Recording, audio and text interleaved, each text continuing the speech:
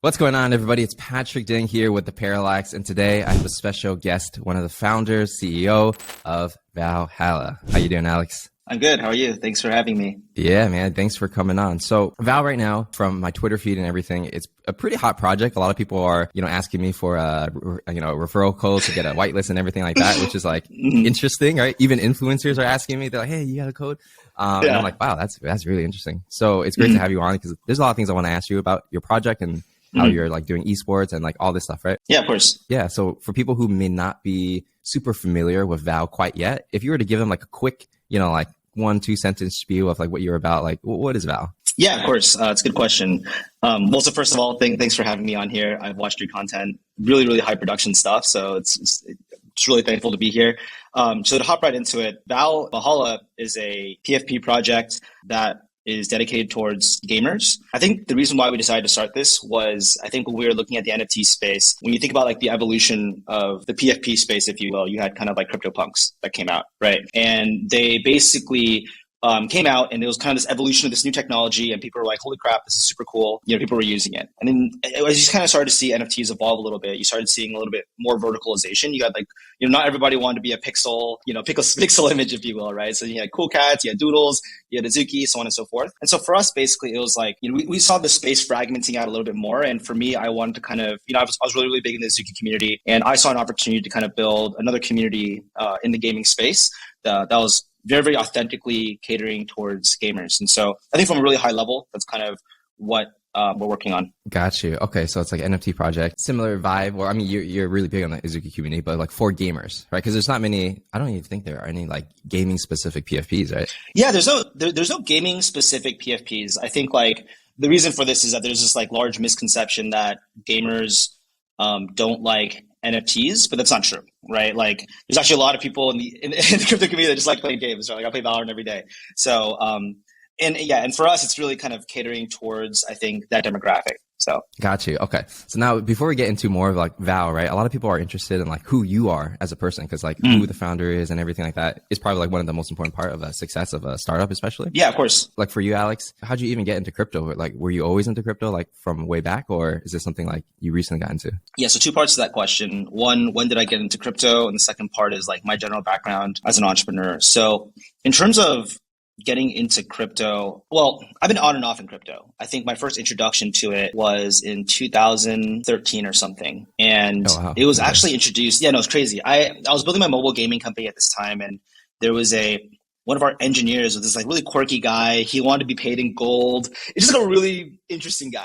And then he was like, yo, I'm mining this thing called Dogecoin. You guys want to join me? And I was like, I'm generally like a pretty like adventurous. I'm always the first adopter of things. And so I was like, oh yeah, like, that's why I actually posted a picture of it on my Twitter recently. We built a bunch of these like mining rigs, and we were just like mining. Oh, I saw that. Yeah, we were mining Dogecoin and Litecoin, and we were converting it, exchanging it on an exchange called Cryptsy to Bitcoin.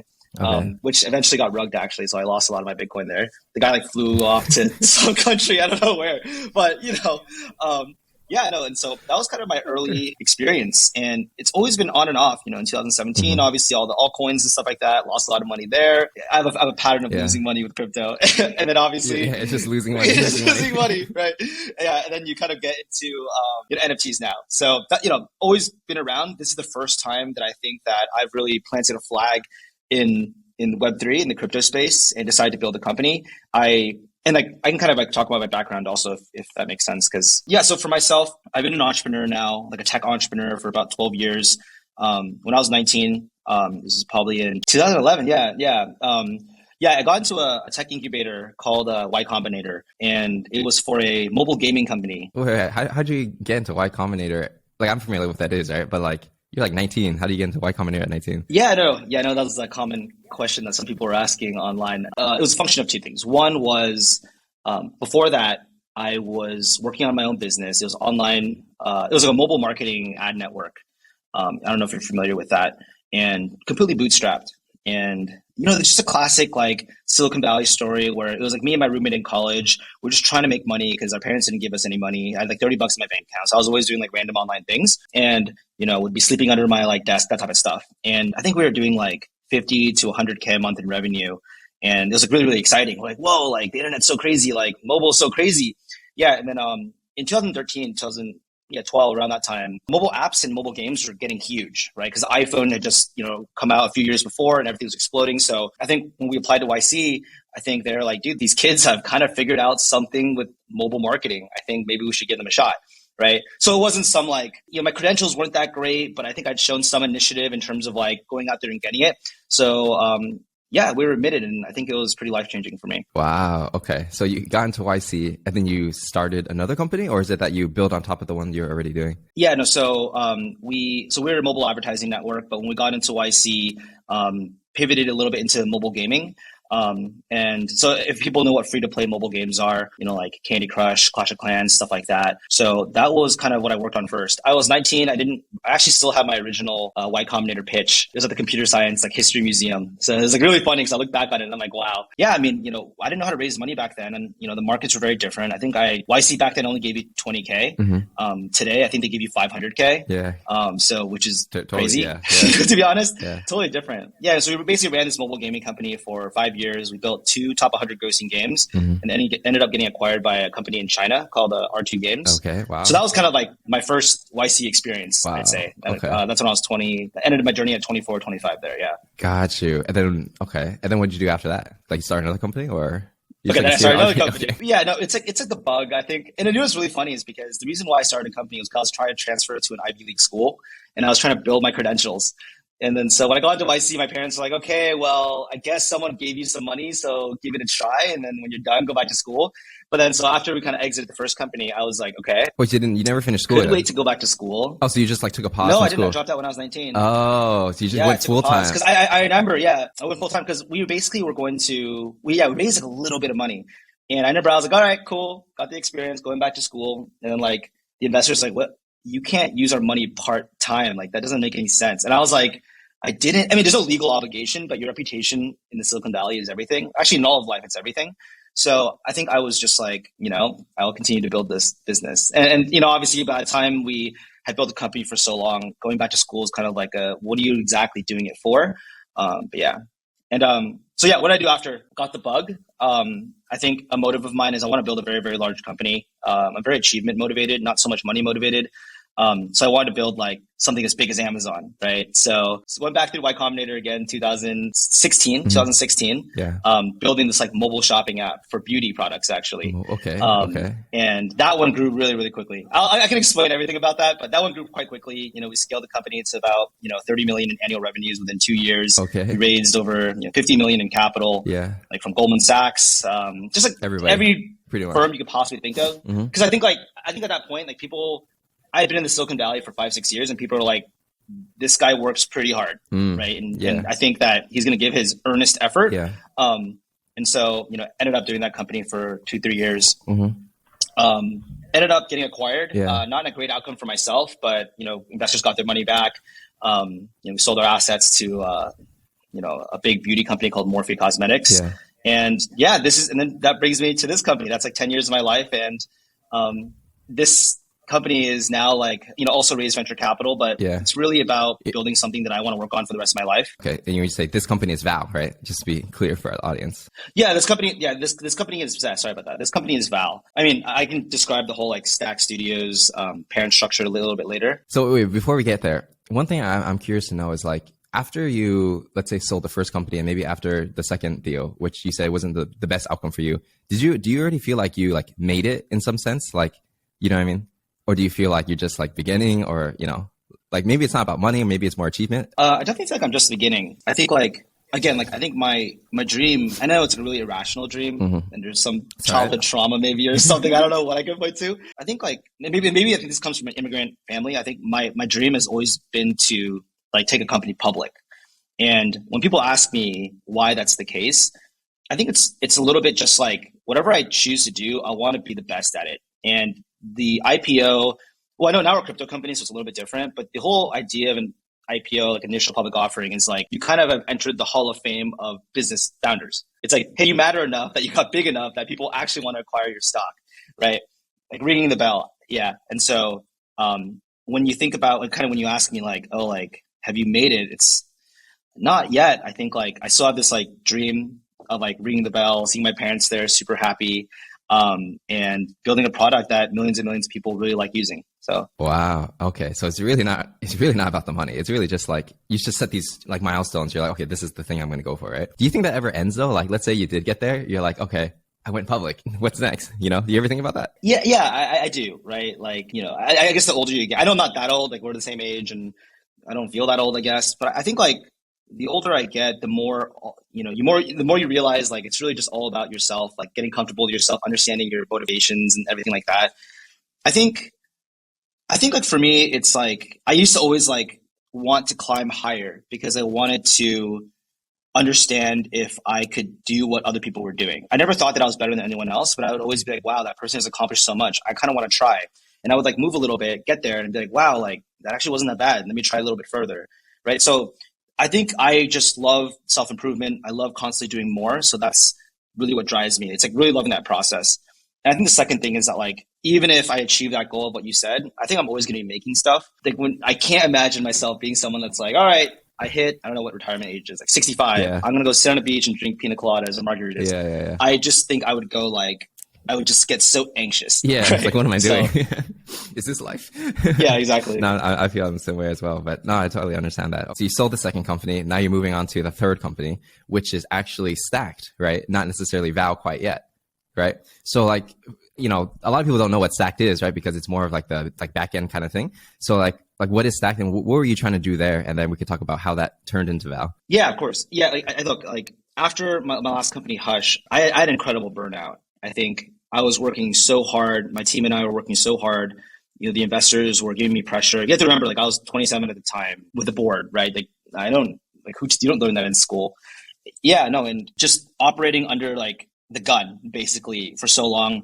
I think I was pretty burnt out. I had not taken a vacation in 7-8 years, and I was really like trying to figure out what I wanted to do. Yeah, no. So like you kind of asking me, I was like, oh man, like should I continue being an entrepreneur, building? Should I become a venture capitalist and just invest in other founders? At that point, I had already personally invested my own capital into 30 companies or so. Or should I just work at a big company? Like should I go take a director of product position at some company and just chill? I mean, everyone like makes fun of it in Silicon Valley, so I was like, it sounds kind of dope. Maybe I should do that. And I think a group of investors were like, and my mom especially, she was just like, Alex, like you were so close. She's like, you learned so much through your career, like managing a board, like you can't even buy that education. Are you really going to tell me you're going to stop now? Like my mom doesn't care if I like make money. She just wants me to be happy. But she was just like, if you could find it in yourself to try again, just find something you're passionate about and do it again. So that was one. The second thing was there's a group of investors and they're like, hey, we don't really care what you do. We just want to back you, right? And so I was like, well, I don't have the best idea. I only want to work on something I'm really passionate about. And like, I guess when you're a more experienced founder, you think about all the things, the ways that thing can go wrong. So you start like, optimizing. So basically how Stack Studios kind of came about was investors were basically like, hey, look, Alex, we want you to build different consumer products and build a great team and just find different ideas that you think good businesses can come from and then just go for it, right? And so that's kind of how the company was founded. Yeah, cool question. So like why specifically consumer products? Was it just that because you already experienced in that and they're like, this guy can like kill it in anything or? Yeah. It's because I built consumer products. I've taken 2 companies from nothing to product market fit, right? To tens of millions of dollars in annual revenue. I've scaled teams. Yeah. And consumer is brutal. Yeah, like, that's why I hear. You must have.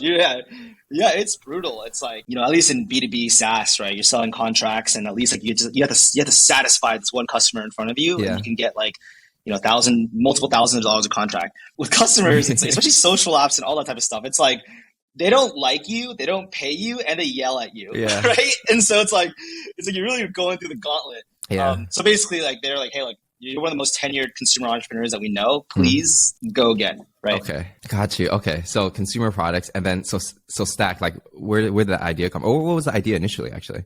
Stacked. So several ideas. So I think prior to starting Stacked, I was doing I don't think many people know this, but I spent about 4 months as the manager, or like I was helping out as the manager of a Twitch streaming house called Offline TV. And so working with them, I was just like really getting to understand their business, right? Because like they basically approached me and their idea was like, hey, look, like we have Offline TV, this entity. We're really trying to figure out how to turn this into a big business, right? Potentially like FaZe, but with their own brand, right? Can you kind of help us with this, right? And so I love gaming. Like the best time I've ever had in my life was when I was building mobile games. I still play games every single day. The idea of streaming, which is like related to gaming, was very exciting to me. And so I was like, okay, yeah, sure. Like free of charge. I would love to kind of come in, understand the business, understand streaming, and kind of go from there. And so so what was Stack's idea? So I eventually left because I realized like, I don't really want to be in the talent management business. It's just, it's difficult. It's a different specific set of skills. It's very different than like scaling, product and everything like that. And so, but I was kind of addicted to this idea of like streaming. I thought that was very excited. And when I was kind of studying like the data and the trends, I started realizing that more and more of the gaming community was actually migrating onto mobile. Like if you think about, you're literally in Vietnam right now, right? Like most people play games on their mobile phone, right? Especially in emerging markets, right? Like Latin America, India, so on and so forth. And when I think about building a business, I really think about building for where the world is headed in 5 to 10 years. And what I believed was that like, hey, look, like, if we actually built a streaming platform that started on the phone first, we could actually capture and help enable the next generation of content creators and streamers, right? So that's actually our first idea, was like a streaming platform, for like, emerging markets and international markets. Got you. So like streaming platform for mobile markets. So it would just be like, you can access, like watch a streamer on your phone? Yeah. Or if you're a streamer, you could literally stream with your phone. Like if you're a streamer and you're playing on your phone, you can literally stream on your phone. Oh, yeah. And the really cool stuff was that like the whole thing is like technology should make anything easier and easier. Okay. Right. If you think about what it takes to stream right now, you need like a ton of setup. Camera. Yeah. You need a ton of two setup. monitors, it's crazy, right? And this and that. But if you think about 2 monitors, you got to look at chat. And the big challenge that we were thinking about was like, okay, how do I enable like the 15-year-old boy or girl who loves playing like Free Fire and wants to start streaming for the first time? How can I make it a one-click experience? Yeah. And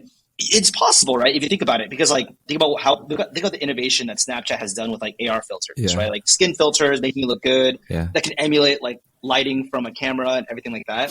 So that was kind of like the North Star that we really were trying to build, right? Got you. Yeah, that's quite interesting. Okay, so now that was what you were trying to build, and then so what ended up happening, or are you still building it, or like what's the deal? Yeah, no. So what ended up happening was. No, we are still building it. So we built it, and then we launched it. It really took off very, very quickly in Latin America, right? So I think within 1 month of launch, I think we got over 500,000 installs, right, on and people streaming on our platform, and that was like really, really exciting. So this was probably back in last November, and that was when we really caught the eye of Pantera, their top crypto VC fund. And the idea basically was they're like, hold on, they're like, play to earn games like Axie Infinity and everything. It's popping off, right? And we believe the future of gaming. Obviously things have crashed now, but I think the thesis is still the same. All these kind of players are actually all coming from international markets, right? Like Axie Infinity is based in, or Sky Maven, they're based in Vietnam, right? And a lot of their players were in the Philippines. And they're like, wait, like there's a complete overlap between the audience that you are looking for and the games that are being created today. Like, why haven't you guys considered a move into Web3 and servicing, play to earn games? And let me tell you, like, as a game developer, this is actually as a former game developer, this is incredibly exciting, because when I was developing games for 5 years, I spent probably 80% of my time marketing the game and trying to get users. 80% of our money, we spent millions of dollars a month marketing the game, and we gave that money to Facebook. Right. And so for these crypto funds, they basically were like, wait, like if you guys are aggregating all these gamers because they're watching and streaming on your platform, that's super valuable. Any gaming company would love to kind of stream on your platform, right? They would love to have their your streamers, broadcast Axie Infinity and stuff like that. Exactly. Right. Because you just literally funnel users into them where you can sell them users, like market to them. So to them, that was kind of a very, very powerful flywheel that we were uniquely positioned to really take. And we're also kind of one of the most experienced teams out there in crypto right now. Right. So that was kind of our move into Web3. Okay, I got you. Wait, at that time, how are you one of the most experienced crypto teams there? Because weren't you doing like Web2 stuff? Yeah, so we're in Web2. If you think about from an investor's perspective, the most important thing, especially in early stage investing, is betting on the right team. And for them, they basically saw a very, very strong overlap between our demographics and people who are doing play to earn. And so, yeah, you're right. We actually were a Web2 team. A really strong Web2 team, and they're like, hey, if you actually move into Web3 and you move this platform into Web3, then you will definitively be one of the top teams kind of building consumer products, right? And that's kind of what ended up happening. Yeah. So I mean, like, there's that saying, like, strategically, it's like if you look at all the NBA players, obviously you have like the standouts that are like Michael Jordan, LeBron, right? But like, and you have like all the other pack of like NBA players. I'll say, like, I'm not Michael Jordan or LeBron. That's like, that's crazy stuff. But like, I mean, like the pack of other people that are still like professional and competitive, right? And so the whole idea was like, if you take those people and you just move them to a less competitive sport, they'll dominate. Okay, right? yeah, that's so true. for our investors, That's they basically true. were like, hey, look, like, you guys have discipline, you have experience in managing capital and building products. Yeah. Let's like take you out of this highly competitive environment, place you kind of in an environment that we think you will thrive. Yeah. And we've seen the impact of that a little bit. Got you. So it's not like you're the most experienced Web3 team. It's more like you're one of the most experienced. Like, No. Sorry. Yeah, you're right. Yeah. Like just fundamentally operators in moving into Web3. Which is still a big advantage, I would say. In Web3. Yeah, because Web3 is still like, it is, still developing. A lot of people aren't the most professional, stuff like that, right? No, yeah. So sorry, we're definitely not the most experienced Web3. Like, we're not like giga expert smart contract developers. But what I can bet you is that like our engineering team, they're incredibly talented. They're very humble people, and they can certainly learn over time. And that's kind of why, like, when you look at everything we do for VALHALLA or VAL, it's like we never like just copy someone. Because like I think fundamentally, it's not because we're trying to be like hip or anything like that. It's because the space is so new, and we're always just like, does this make sense? Yeah, usually it doesn't. Right? Like, does this actually make sense? It usually doesn't. No, exactly. Like, as a game, I was a game developer, right? We built these MMOs, and so I'm used to game design economy, and I'd always just be like, in an economy, very basically, you have money that comes in, and you need sinks where money goes out. Right. And I was like, all these economies, like this, I don't get it. It doesn't make any sense. You can't spend your money anywhere. Coming in, where's the sink? Like, I don't get it. And so, but like, it's crazy because like I think humans have this like, it's like when there's like market euphoria and everyone's making money, everyone's calling you stupid or a boomer or whatever. You get this like suspension of like logic where all of a sudden you're just like, maybe I am stupid. Yeah. Like maybe I don't know, right? Until everything crashes and you're like, I was right. I knew I was right, but I still held bought those JPEGs. I never sold. Yeah, I've never sold. Yeah, I minted a bunch of Azukis. I haven't sold a single one, but I'm a long-term. Long-term vision. That's what people want to see. Okay. Long-term to zero. So hey, that's a zero. It's going. Okay. So anyways, moving back to VAL. Not Azuki, but I mean, other stuff. Other stuff. So Stacked, you're moving into the Web3 side, right? You're getting some traction with the streaming platform for mobile, but then like, where did the idea for like a PFP come in, right? Because like, I can imagine you would just go into the technology kind of side and be like, the Twitch for like mobile or whatever, right? So where does, how did you come up with the idea? Or like, why does it make sense? Yeah, no, totally. I think for us, my intro to NFTs was really from the Azuki core team. I know like most of them are still on docs, but I know them for quite some time, and I really followed their journey in learning about like PFPs across everything they've done in the past. And to me, it just never really made sense, right? I'm like a very traditional, even though I'm a tech entrepreneur, I'm very traditional where I'm much about fundamentals. Like, what is this? What's the scrappage value of this type of stuff? What is it backed by, right? Like, and so I think what was interesting was, Azuki was the first PFP I actually really spent my own money kind of minting. And I think when I saw kind of their growth, I thought it was incredible. And I thought it was such an interesting business model, the secondary sales, just understanding like that entire business and trying to figure out how that was going to play out in the future. So it was really interesting. And I think when I looked at it from like a 10,000 point view, the interesting thing that was happening was everyone in NFTs, especially all the blue chips, would talk about their roadmap. And I was like, okay, that's interesting. And they'd always be like, oh, we're building the metaverse. We're building the metaverse. And I'm like, as a game developer, I'm okay. Like, you're going to build a game for 5 years? Like, okay, I mean, sure. MMORPG, okay. Right? Or like, MMORPG, sure. If that's what you think the metaverse is. And, Fortnite took like, Epic has been in development for 30 years, like their engines or whatever. But okay, fine. And then everyone was promising this far off future. And then they're able to get sales of like tens of millions of dollars, maybe $100 million. And for me, the fascination was two things. Again, as a consumer entrepreneur over the last 12 years, I've spent my whole life begging customers to give me feedback, right? I'm like, hey, you want a gift card? Give me feedback on why my game sucks, and I'll give you a $25 gift card, right? And when I was monitoring the Azuki community, it was constantly like, yeah, I'm an owner. This is what you guys should do. Build an anime, make a song, sign artists. And I was like, wow, these people are like super passionate, right? So that was like one very interesting thing to me. The second thing obviously was like the market potential. And so I was actually talking to Z about this at that time.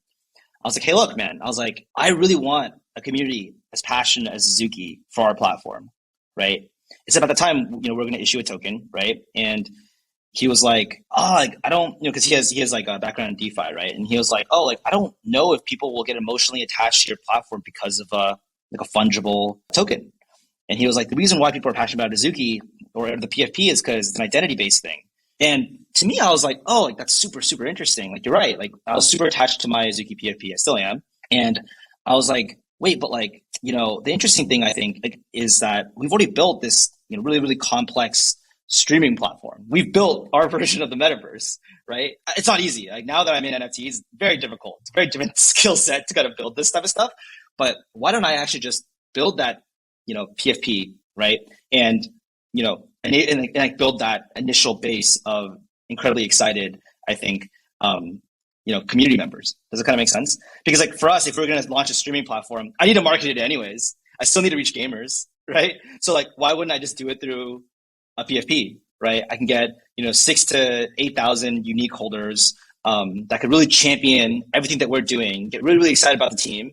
And for us, we can, grant them all these crazy benefits, right, on our platform kind of in the future, right? So that's kind of like why we initially got into it. Got you. No, that definitely makes sense because like even for me, like I never really got into the alternative coins because there was no like I would buy like Litecoin, for example, and I'd be like, well, I'll just sell it whenever I'll sell it, or who cares, right? But then when you have like certain when you have certain NFTs, you're like, oh well, I really like this one, so I'm not really sure if I should sell it. And yeah, no, I totally get it.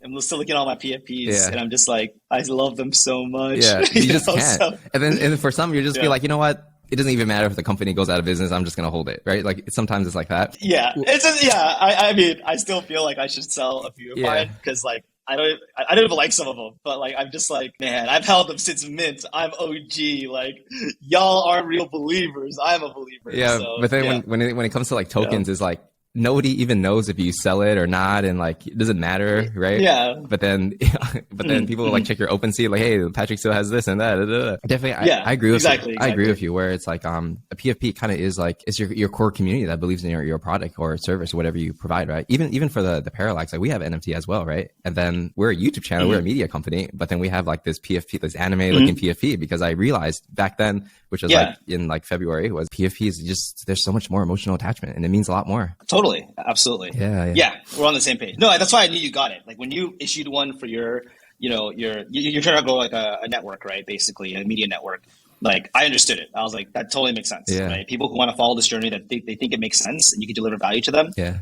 I completely get it. Like I think in the future, all companies are going to issue NFTs, right? It's going to be the most popular. It's going to be the new like company swag. Where it's just like, hey, here you go, represent us, right? So the free marketing. No, but free marketing. Represent us. Yeah. Oh, in a way, it is. That's true, right? Because when people change their profile picture on Twitter and they represent the brand, it says something about the brand. Like someone has to go out their way to say, hey, this is who I'm going to represent myself in the metaverse, and that means a lot, actually. Yeah, I do. Yeah, it totally does. Like imagine like for our platform, right? It's like imagine if some of the top streamers are using the VALHALLA NFT as their PFP. Like usually you have to pay like tens of thousands of dollars for anything like that, and they're choosing to represent like Yasuo right now, right? Like he's a really really big League of Legends streamer. He uses an Azuki PFP as his profile picture, right? And it's like, dude, that's I mean they're not really gaming, but like that's massive, right?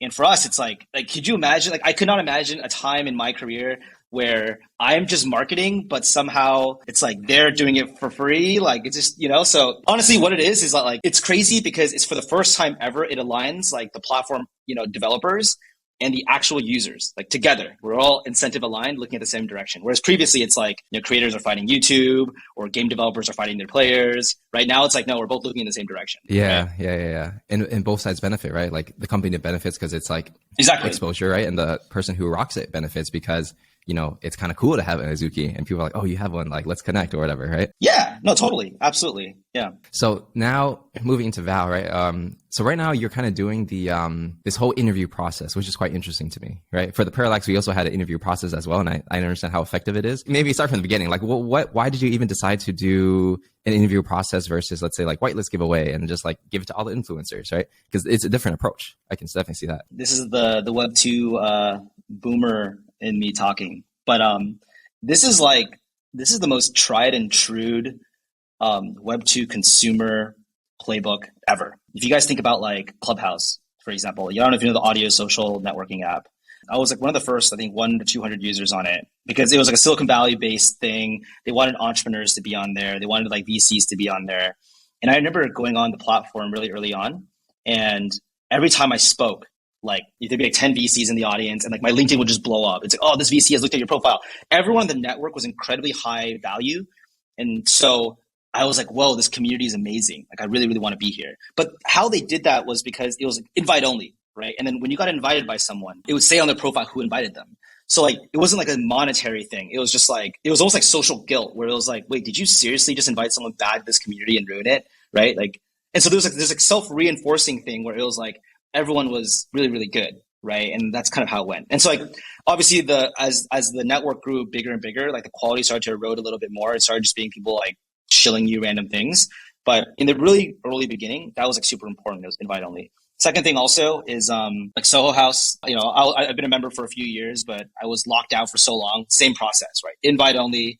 Right? Theirs is even more intense, right? There's like you gotta get 3 letters of recommendation and like write all these essays, and then finally you can get in, right? And so they kind of like curate kind of the thing. And the last thing I'll say is like in building companies, building a cohesive company culture is exactly the same thing. When we grow our company and we look for more employees and we want to grow, the number one way to grow is through referrals. It's asking the people in your team, hey, like, who do you think would be a great fit here? Because the reality is great people, right? Or like like-minded people tend to hang out with like-minded people, That's kind of actually the best way to grow. So that's kind of why we had the whole gated, like not only do we have an application, we also gated it by like invite code only. Got you. So in the beginning, were the first people you invited just like your friends in the Web3 community, like in the Zuki community, maybe your personal friends, like, was it like that? Yeah, no, absolutely. And it was Sammy, she's our community manager. She's just a ball of energy and she has like a bajillion friends, right? I don't think we could have done this without her, but she obviously had a good network of friends. And, I had to kind of like convince them to kind of like go through this idea because it's so antithetical to like crypto, right? Especially in a bear market. Everyone's like, no, we got to do collabs and grow as fast as possible. And I'm out here going like, no, not only where we're going to do application, but you can't even apply unless you get a code, right? So it's this very scary thing. But yeah, we seeded it with like, a lot of hoops. But we seeded it with like people that we thought were, incredibly high quality and really kind and nice people that we've also met in real life, NFT, NYCs, so on and so forth. And we just let it go from there. And I told the team, like, the really crazy part about doing this is it allows us to just focus on building the best product and community possible. Because every single time we drop a new announcement, people will be like, oh my God, this is so dope. Like, how do I get an invite code? And like that, like virality will continue to grow every single time. Right. So yeah, that's interesting. Cause I actually recently got the invite and then I applied and then I got it, fortunately. Right. And, what was interesting was, you never know. Yeah. No, we don't like you, Patrick. You never know. Yeah. But, so then there's like this like Greg the Gatekeeper, right? Who this like Twitter account you guys made. And I'm guessing it's like a fictional character that like, is it? Yeah. Is it a fictional? Is it somebody? I don't know. But every time somebody gets in, they're like posting this thing. Oh, congratulations, you got in, right? And literally every day I see this. Every single day I see this on my feed, right? Yeah. And then I'm like, and then when I applied and I was waiting a few days, I'm like, wait a minute, I know them. What's taking so long? Yeah. And they're like, hey, get Patrick in.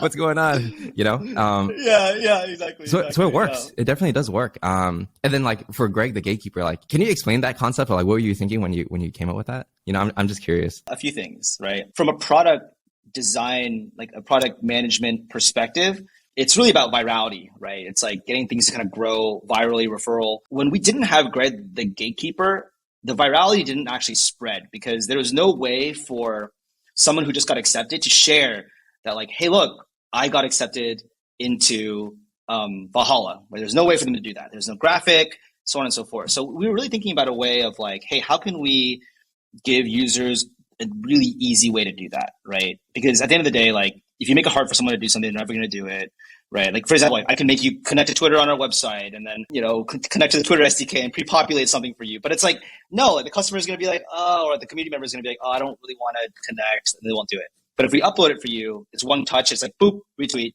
I'm good to go. So that was one thing. The second thing was also really creating new IP, right? It was like, oh, how do we like create this narrative around like a new character that people can get really, really excited about? Because we noticed like, in Web3, people really like that. And so that's kind of what we did. And then the third thing, obviously, the gatekeeper. I don't know. I think I was just like having fun. Like I was just like having a beer, talking to Sammy. I actually like dropped out of college, so it's really weird. I actually didn't get into the best school I wanted, so I faced rejection my whole life. So I was like, I basically took the Harvard acceptance letter, and I just like whipped up in Figma really quick, and I was just like, boop. And then the gatekeeper was like, I don't know. It was like we were playing. I was like, I'm the one kind of working on all the traits, and I was just like trying to figure out like, can I make a random character here? And I was like, slapped it on there, and that was it. Yeah, and it was and why we come up with Greg and why Cincinnati? Like we don't know. Like it was just like it's just like a story. Okay, might be funny. Gotcha. Exactly. Got you. Okay. So as this invite process is going on, do you plan to have like the entire community be invited in, and that's basically your audience? Is that the plan, like all the way through? We're not sure. I think like something that I'm monitoring pretty closely is density of network of specific communities. So obviously, for example, a lot of Azuki people are in our community right now. We're really trying to figure out how to reach other communities for kind of more diversity, I would say. Because like if you just leave it alone and all these Azuki people spread amongst each other, then like that's the only community and it's mirrored, and you don't really want that. Yeah, so you really don't want that. And so for us, we're doing several initiatives to branch off into other communities that we think we would vibe well with. Like I love the CloneX community. I've gone to like 2-3 meetups, and just I don't have a CloneX myself personally. I do want one, but I just really like everyone's vibe there. I would love to kind of like have some of them in our community. But I want to see if we can kind of take off in some other communities I think we mesh well with. If we can't, we definitely will open it up a little bit. I really would hate to not be able, some person who's really interested in our project, I would really hate that they couldn't apply, right? So I do think eventually we will open it up a little bit. Yeah, it's a process. It's a process. It's a process, and we're always constantly monitoring it. We're always willing to change, always willing to take feedback. So it's a process, and I don't know what the future really holds regarding that. Got you. Okay, cool. That does make sense. Okay, a question I have that I'm interested to know is like, you guys recently had a tweet where you said you're partnering up with Sentinels, right? Which is the esports team. If people aren't familiar, they have a Valorant team that's quite popular, but it's not really clear to me. Like, what kind of partnership is it? You know what I mean? Like, it's like you're partnering, yeah, but then is it like you're putting your logo there? Are you buying the team, or like, what's going on? And I think people are curious. Ooh, can't buy the team. Maybe eventually, maybe they buy us. Who knows? Yeah. No, it's a great question. Yeah, we dove into it a little bit in the Enterprise Spaces today, and I have to write another tweet thread about it. Jeez, so many tweet threads. But so the sponsorship, simply put, is we've licensed their brand and their IP, and they will appear, and we're going to design customized traits for them that will appear in the PFP. So that's not really the exciting part. That's just like the enabler.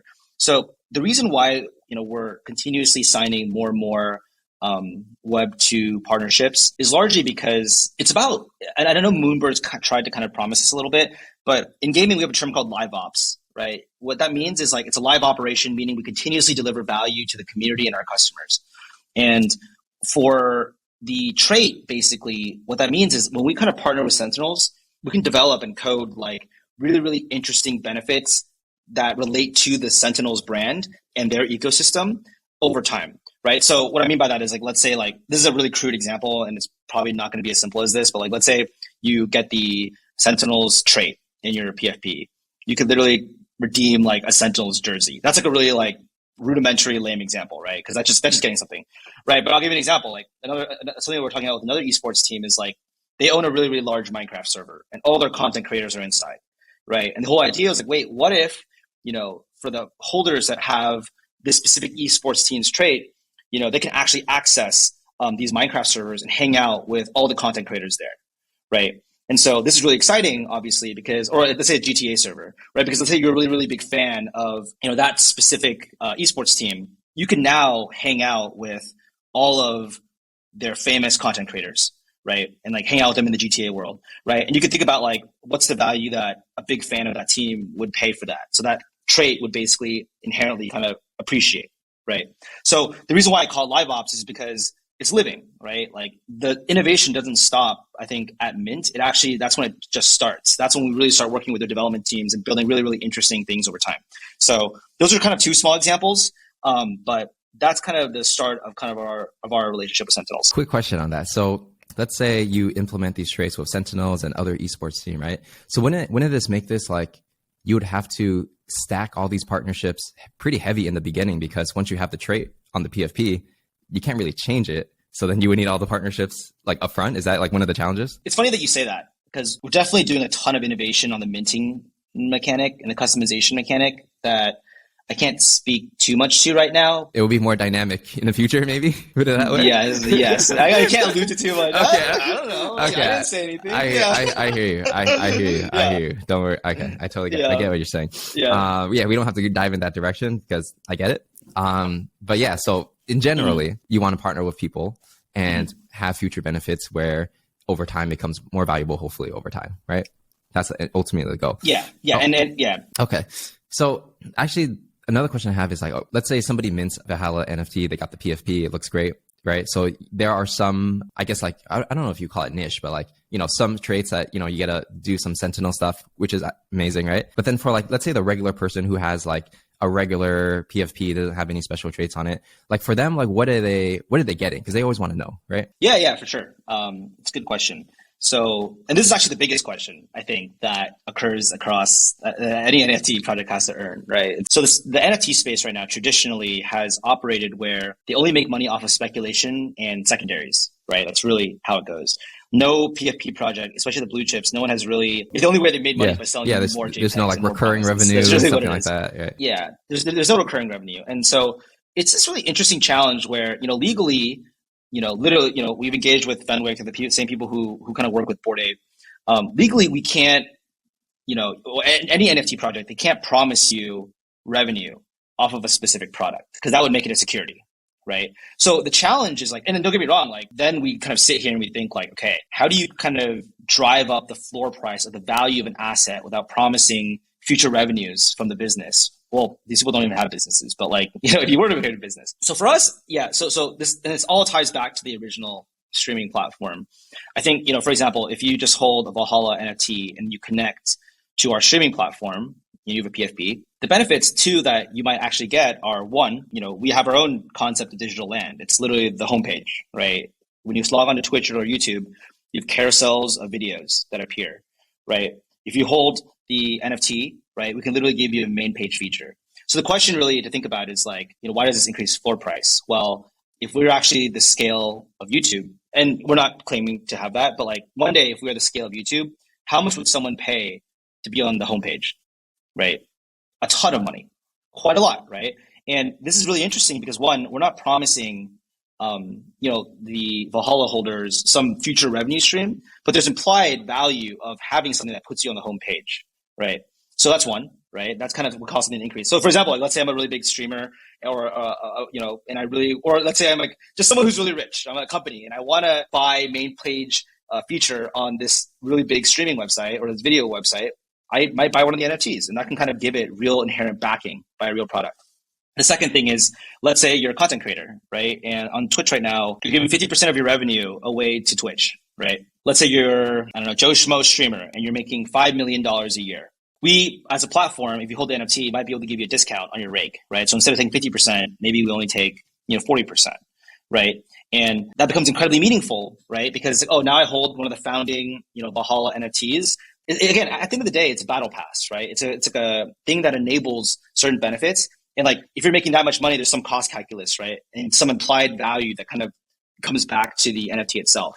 So that's kind of our answer, which is basically like, hey, look, like our promise to our community members is that like, we're a very well-funded team. We're very experienced. We have a product that we've built already that we're going to continue to execute on, right? And a lot of that value is continuously going to flow back to the original kind of collection, right? Because at the end of the day, that's our core community. Those are the people who championed us originally, right? That's kind of how that value flows. Gotcha. That makes sense. Yeah, that does make sense. If we look at the past history of NFTs and other projects that came before VALHALLA, right? Without mentioning any names, it's like one of the challenges I feel people have is, let's say they sell a PFP and it like looks cool and everything like that. And then a lot of people might be like, oh my God, this is like the next IP brand. And then there'll be maybe a technology product behind it. And people don't really understand that because it's quite a new concept to use a PFP and sell a PFP and then build tech. Do you feel like that there's like a gap between expectations of what people are looking for? Like people are looking for like the next Azuki, right? But sometimes they're like, oh, wait a minute, you're building the, the streaming platform? Like, do you ever like run into that challenge? Yeah, no, totally. All the time. That's kind of why we ultimately separated the two, right? Like that's why Valhalla is called Valhalla and not Stacked, right? Is because we basically were like, hey, Valhalla, we're revamping the art right now. So I'm really excited for what that's going to look like. And I've seen, it'll be good. But it's like what we want is like to deliver amazing art and amazing partnerships that really solidify us as like I think, gaming NFT, right? So even outside of the streaming platform, like screw the streaming platform, whatever, this thing could stand on its own as like compared to like Bored Ape, compared to Doodles, whatever, this could stand on its own as like, wow, like in such a short period of time, this really, really great team has built this really, really great NFT project, right? So in terms of where we want to go with it, I think we're pretty flexible, right? Like at the end of the day, you have to remember the origin of this company was a consumer startup studio. It was for me and my team were tasked to build amazing consumer products and to find where opportunity was and to kind of build into it. So, when we launched NFT, right, and, fingers crossed it's wildly successful, we'll branch off in the direction that we think makes the most sense for our holders and, our business in general, if that makes sense, right? Like the directive is quite simple. It's like buying the Valhalla NFT is really like, all right, I trust this team. This is like the pass that I get that will get benefits to all these things that this team builds. And for us, what we're laser focused on is building, just great products for gamers, right? And so when you think about that, it's like, oh, will we start an esports team? Like maybe, if it makes sense for us, right? Will we start a streaming platform? Definitely, because that's the primary way in which gamers make money today, right? So that's kind of how you think about it, is that like you have this pass and you access all these products that are being built for gamers. Right. Yeah, I get you. I guess as long as you make it clear what people are getting into, then it's fine, right? Because they're like, okay, this is a pass and they're going to build all these things, right? Because the challenge in the past was like, sometimes you do a certain type of marketing that builds a lot of hype and excitement. And then people are like, well, what am I even buying? I don't know, but it's going to be the next Suzuki. So let me just like throw some money in, right? And it's like, there's a different time compared to now because everyone's like learning. But yeah, that's why I was just curious to see like where your head was at in terms of communication. Yeah, no, it's tough. Like it's tough because the reality is like, and a lot of this is similar to fundraising from institutional investors, right? Like, there's a joke sometimes. It's like having zero revenue is better than having some revenue, because if you have zero revenue, it's like your imagination can go wild. But the moment you have revenue, people are like, these are the metrics of your business, right? And so it's similar with PFP projects where it's like, wait, if we just don't tell people what we're doing, let's just let their imagination run wild, right? Like, oh my God, these guys are going to be the next Blizzard, right? But the moment you're like, we're going to build a game, people are like, game?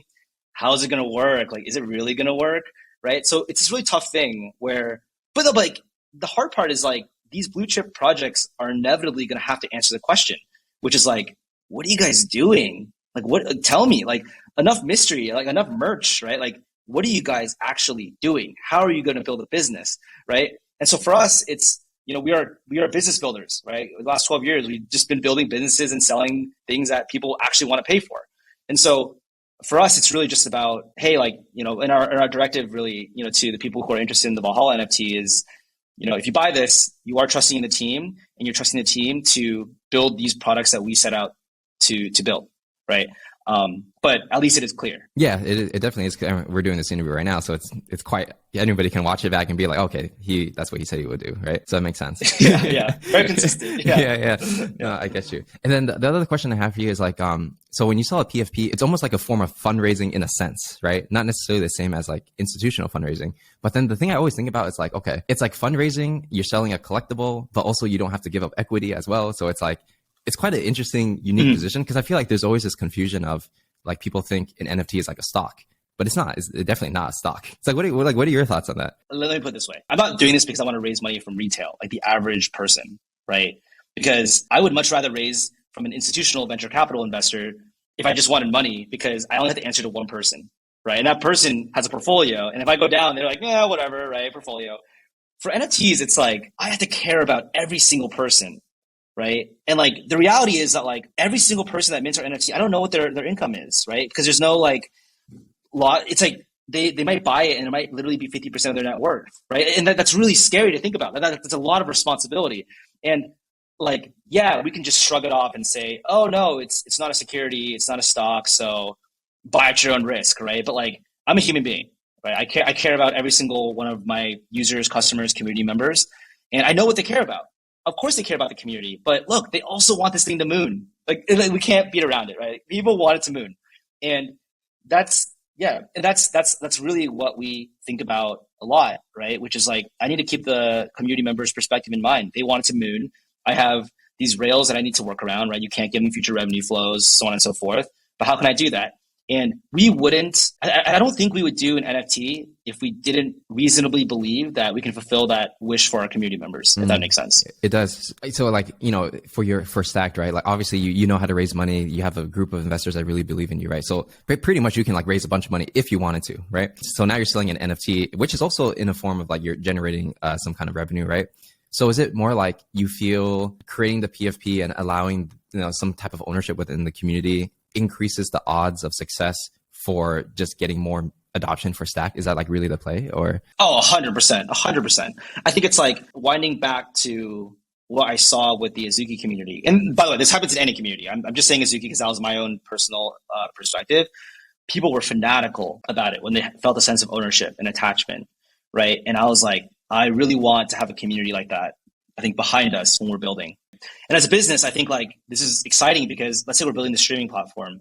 We're not going to beat YouTube or Twitch in the next few years. It's going to be a decade-long journey, right? Like, and the crazy part is I would love a community of 6,000 to 8,000 people behind us, constantly rooting us on. Every time we get an interesting new streamer, every time we break a new metric milestone of like millions of hours streamed on the platform, it's like all of that progress will be reflected in our floor price, right? And in secondaries, which will ultimately end up helping us run this company longer, right? Does that make sense? Because if we're the only project out there really making real value and really growing, people are going to be like, yo, this is dope. Like this PFP is a way to kind of get access to that, Yeah, so that's kind of my perspective on it. Got you. And another thing that I think about a lot is, when you hold a PFP or any asset, right, especially in the crypto space, you actually hold a lot of risk as well because it go up and it can go down.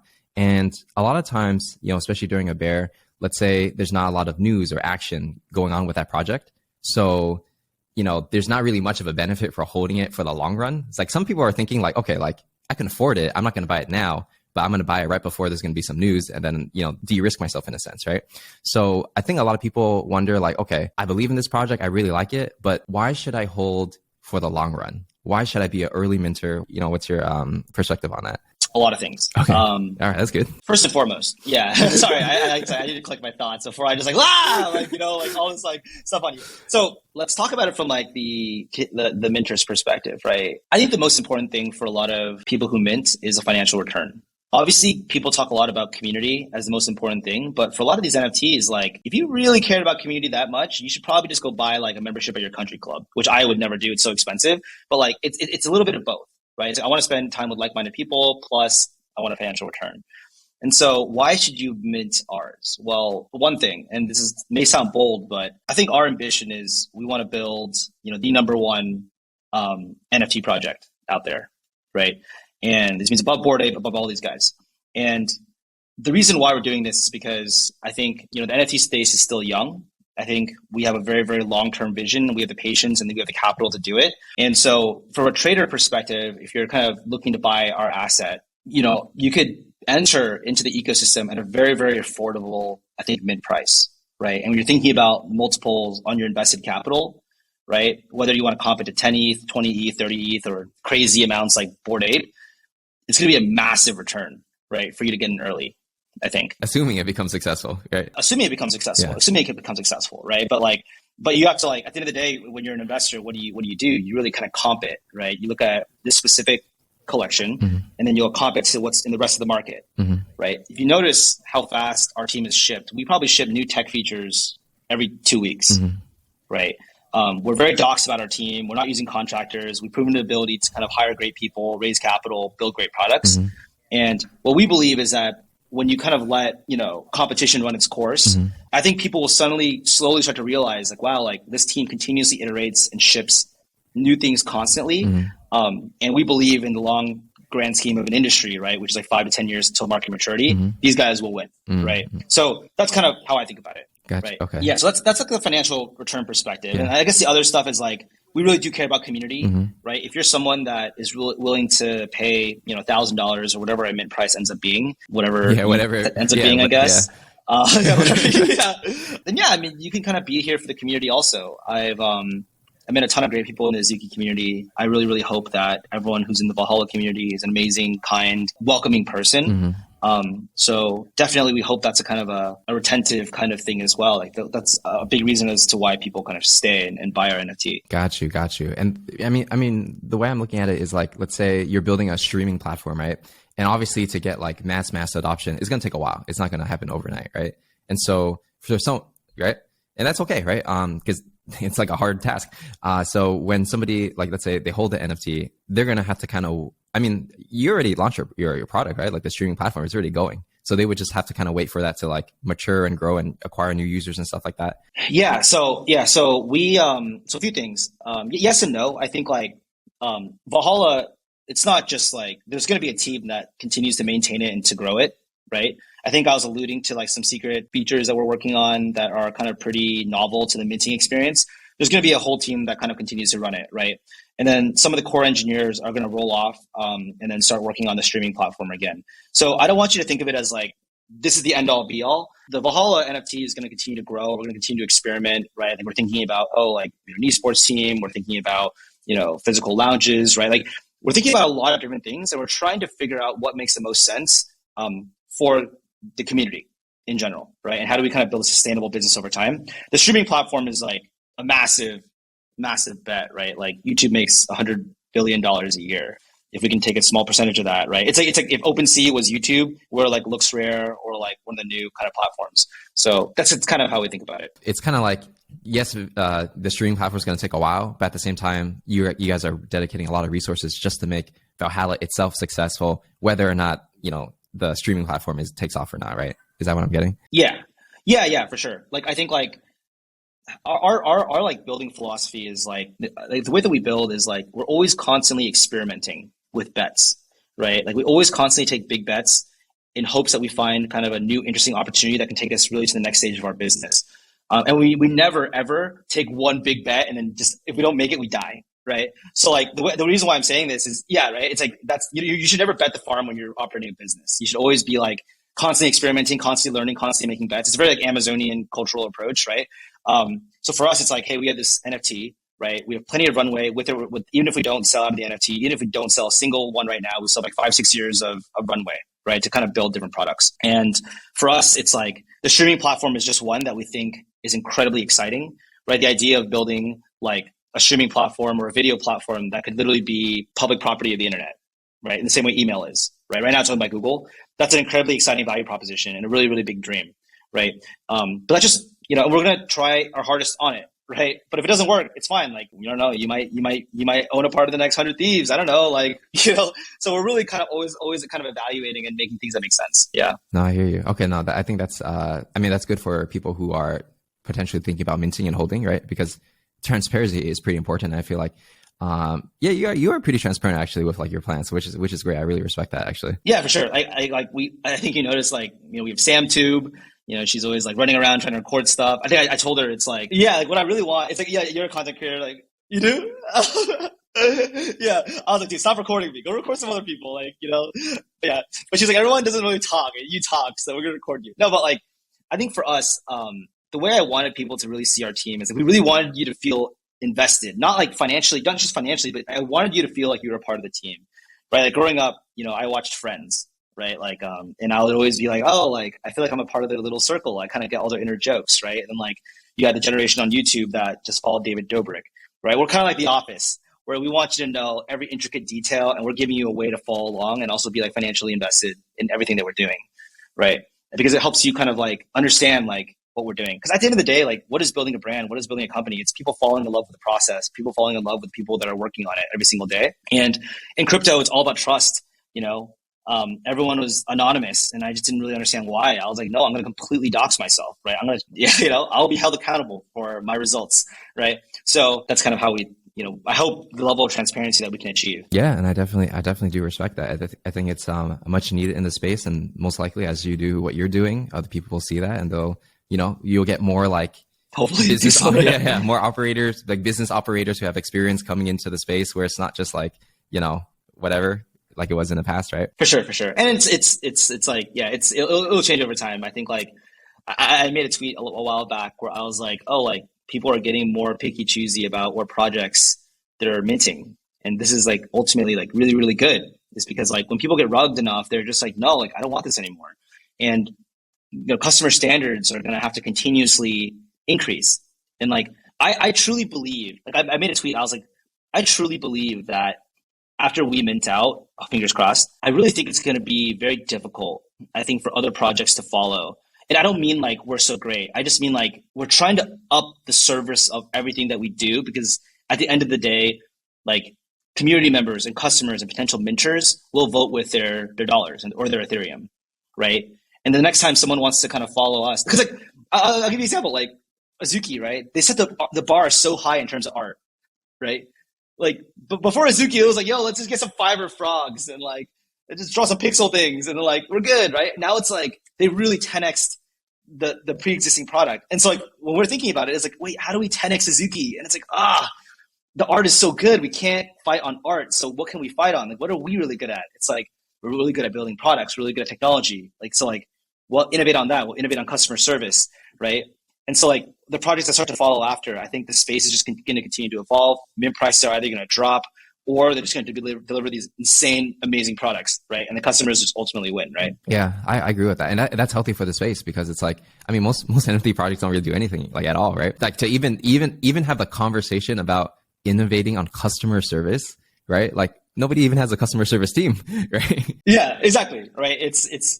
Yeah, I tell Sam this all the time. I'm like, I even brought her to like a Michelin star restaurant in NFT NYC. I was like, I want every single person, because like the only thing that technology can't solve is like this idea of like someone cares about me, like a real human on the other side going like, hey, like how's your day? Like how'd you do? Right? Like that's kind of why with our Discord, there's this whole grind meta and people just coming in and going, hi, how are you? Blah, blah, blah, right? For us, we're like, how do we up the level of our service where like any new, I think, so we have the EA program, early access. Like, how can we allow every single new person to be assigned like a community member mod who literally reaches out to you the moment that you get into our program, right? To be like, hey, Patrick, welcome. If you have any questions, I want you to know you can reach me on Discord anytime. This is your signed guy or girl, right? It's like unheard of, but I would feel so amazing if someone did that to me, True. But yeah, it's a great experience, right? But it's hard to, for like an indie project, for example, it's hard to get the resources to like do that. So yeah, totally. So I understand, like, because like you guys are like VC backed and everything. So it's like, you guys can do that. And that's quite a big thing. Totally. Yeah, totally. No, I totally get it. Which is why I'm saying like, that's the function of competition, right? Which is like really, really difficult, is that when it's really early in a space, you can bootstrap something and you can kind of like make a bajillion dollars, right? But as competition kind of comes in, more well-funded companies come in, more experienced operators come in, they just like really erode all the margin. They make like everything perfect, right? So it becomes really, really difficult, right? And this isn't to say like, hey, we're here to box out the indie person, right? We're not saying that, but what we're saying is that the customer is ultimately winning because they're just getting better and better stuff for the same exact price. Yeah, that's true. And it's harder for the indie creator, right? In general, right? Which every market is like that. But at the end of the day, it's like it's for the customers. It's to create the best experience possible, right? And whoever's the best should win. That's usually how it should go, right? So I'm totally with you there. And yeah, and I respect the fact that you're trying to like improve a lot of the factors that a lot of the areas that need to be improved in the NFT space for sure. For sure. Yeah. Okay. Well, as we go ahead and wrap up our interview, is there any final words you would like to leave with our Parallax listeners today? Final words. I mean, I guess if you made it this far, thank you so much for listening to what I have to say. I mean, I think that's really it. I'm just like super thankful people are willing to listen to kind of what we have to say and what we're building. All this stuff I know is a crapshoot, right? Like no one can really promise you that they can deliver it. But I think what I can promise you is that my team and I are going to do our best, right? Using our years of experience building consumer products. We're going to learn as quickly as we can about Web3. We're going to build the best products and we're going to be around.